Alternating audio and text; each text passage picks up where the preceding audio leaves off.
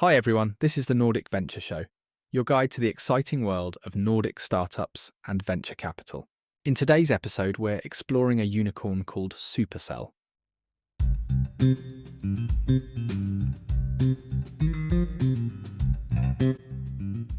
All right, buckle up everybody. We are diving deep into the world of mobile gaming today. Sounds good to me. Yeah, we're tackling Supercell. Oh, nice. You know the company, right? They're the masterminds behind some of the biggest mobile games. Of course I know Supercell. I mean, who doesn't? Right.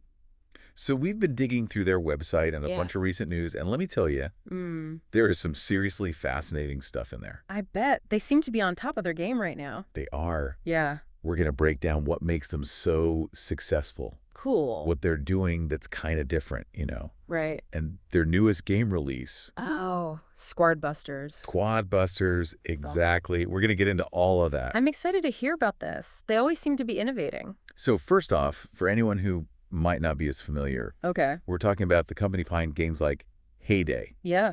which I know you've played. Oh, big time. Clash of Clans, Boom Beach, Uh-huh. Clash Royale, Brawl Stars. I mean, those are like mobile gaming royalty. They kind of are, right? They are mobile gaming royalty. Yeah. And their reach in the mobile gaming world is, well, pretty much unmatched, wouldn't you say? Oh, absolutely. They've had such a massive impact on the industry. So one of the things that I found really interesting on their website is they actually say their goal is to create games that as many people as possible play for years. Wow. And that are remembered forever. That's a pretty bold statement. Right. I mean, Yeah. that's aiming high. It really is, especially in the mobile gaming landscape. I mean, things change so quickly, trends come and go. Exactly. Like, what's hot today might be gone tomorrow. Totally. So for them to be focused on this long-term vision, it really says something about their commitment to quality. It does. And I think it's a great illustration of how they think about game development. Absolutely. They're not chasing after fads. No. They're really trying to build something that's going to last. Right. And I think that's what sets them apart. I think you're right, because it's not just about, making a game that's fun for a few weeks. They're really trying to create these worlds that players can immerse themselves in. Yeah, exactly. They're creating experiences. Exactly. It's an experience, and these worlds are lasting. And they're building communities around these games. Yes. People are connecting with each other through these games. Exactly. And that's something that's really special. It really is, and you see that in, the longevity of Clash of Clans. Yeah. Heyday. Right. People are still playing those games years and years later. Yeah, exactly. And then when you bring in things like the recent collaborations. Oh, yeah, the collaborations. Like, Those have been really interesting to watch. I'm talking Transformers is in Squad Busters now. What? That's crazy. I know. You've got SpongeBob and Brawl Stars. I saw that. They even got Erling Haaland, the football superstar. Oh, way. Yeah. As a playable character in Clash of Clans. I didn't know about that one. I know. It's so cool. And it seems so smart to me. Oh, yeah. It's definitely a smart strategy. Like, what do you make of this? Why are they doing this, Well, on one level, it's obviously about attracting new players. Yeah. Bringing people in from these different fan bases. Right. Tapping into something already popular. Exactly. Like if you're a huge Transformers fan, Right. you might be more inclined to try out Squad Busters. Totally. But I think it's also about keeping things fresh for existing players. Okay. Adding new content, new characters, keeping the game feeling exciting and engaging. It's almost like they're keeping up with trends in a way. Yeah, definitely. It's like they're taking these pop culture moments and weaving them into the fabric of their games. Yeah. Because, even for someone like me who maybe hasn't played Brawl Stars in a while, Yeah. seeing that SpongeBob is in there, I'm like, okay, well, now I kind of want to check it out again. Right, exactly. It gives you a reason to go back and see what's new. Yeah. So, we've talked about these existing games, but they also have Squad Busters, Oh, yeah, their new game. which just launched. It did. It just went global. I know. I'm Yeah. super excited about it. Are you? I am. What do you think about Squad Busters? Well, from what I've seen, it looks like they're really trying to build something unique. Oh, yeah. They're taking elements from their other games, Uh-huh. but they're also doing some really innovative things. And it seems like they're really investing in it. They are. Like they're rolling out all these new store features and stuff. Yeah, and they've been doing a lot of marketing for it. Exactly. So it seems like this isn't just a quick little No, experiment. it seems like they have big plans for it. It seems like they're really trying to make this like Yeah. a flagship title. Potentially, yeah. It'll be interesting to see how it performs. And how it evolves. Exactly. Right, because games like this, they're always, Yeah, they're always changing. they're always being updated. Right, and they're responding to player feedback. Exactly. So we'll have to keep our eye on that. Definitely. But, one of the other things that I found really interesting about Supercell when I was doing research for this was their workplace culture. Oh, yeah, I've heard some interesting things about that. Right. So they have this thing, this philosophy, it's on their website. It's called comfortable feeling uncomfortable. Comfortable feeling uncomfortable. That's a mouthful. It is. I was like, what? Yeah. What does that even mean? It's like a contradiction. It does sound like a contradiction. Like, how can you be comfortable and uncomfortable at the same time? Right. But it's intriguing, isn't it? It is. It makes you think. What do you think it means? Well, I think it's about pushing boundaries, Yeah. Not being afraid to step outside of your comfort zone, Sure. to challenge assumptions, Mm-hmm. to try new things, Right. even if it feels a little bit uncomfortable.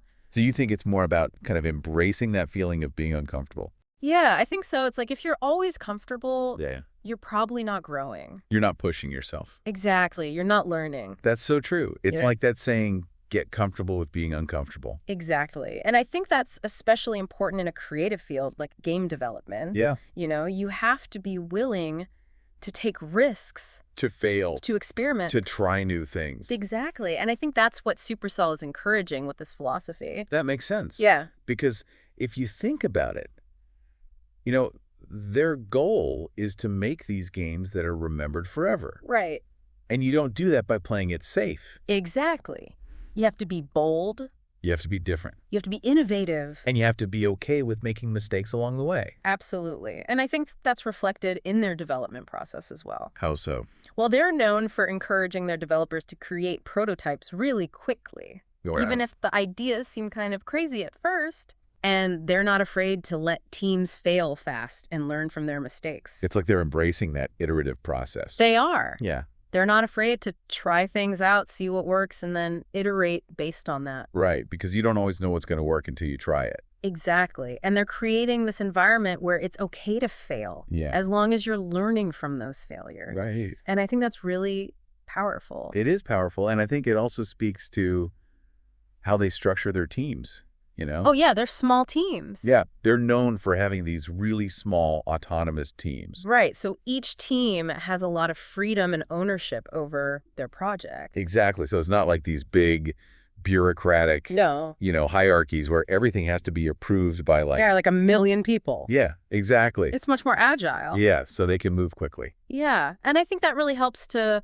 foster creativity. It does. When you give people that freedom and that ownership, they're more likely to come up with innovative ideas. And to be passionate about them, right? Exactly. They're invested in the success of their project. So it's not just a job. It's like they're really creating something that they care about. Yeah, it's almost like they're running their own little mini companies within Supercell. That's a great way to put it. And it seems like that's kind of, that feeds into that whole comfortable feeling uncomfortable thing, right? Definitely. I mean, it takes a certain level of comfort with discomfort to be able to thrive in that kind of environment. Right, because you're constantly being challenged. Yeah. You're constantly having to, adapt to learn new things. Yeah, and to be okay with failing.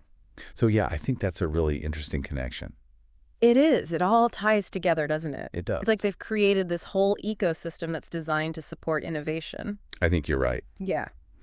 Okay, so we've covered a lot of ground here. We have. We talked about Supercell's games, from Heyday to Clash of Clans to Squad Busters. Right. We talked about their ambition, their vision, their collaborations, their workplace culture. It's been a deep dive. It has been a deep dive. So what stands out to you as the most interesting takeaway from all of this?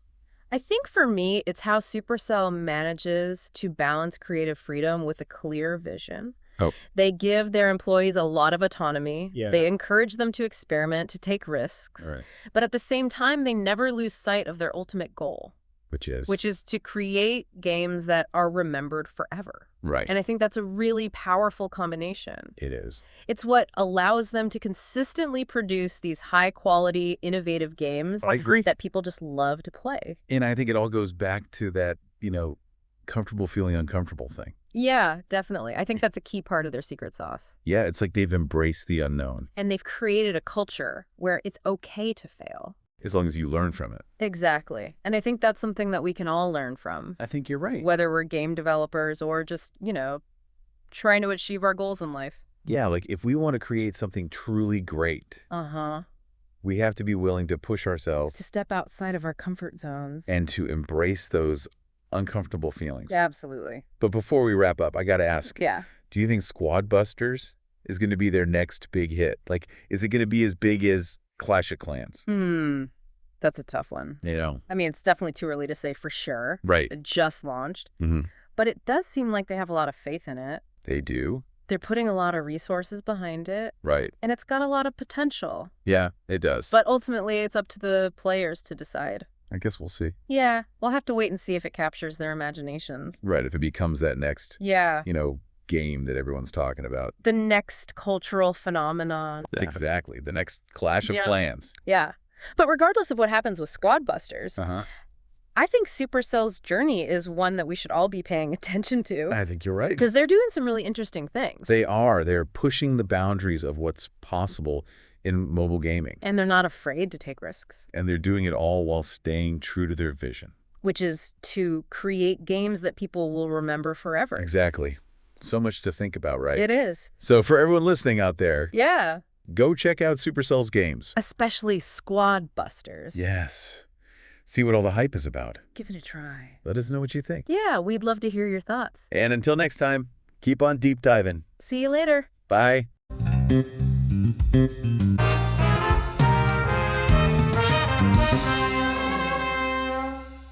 Thanks for listening to the Nordic Venture Show. Don't forget to subscribe and stay tuned for more stories of innovation from the Nordics.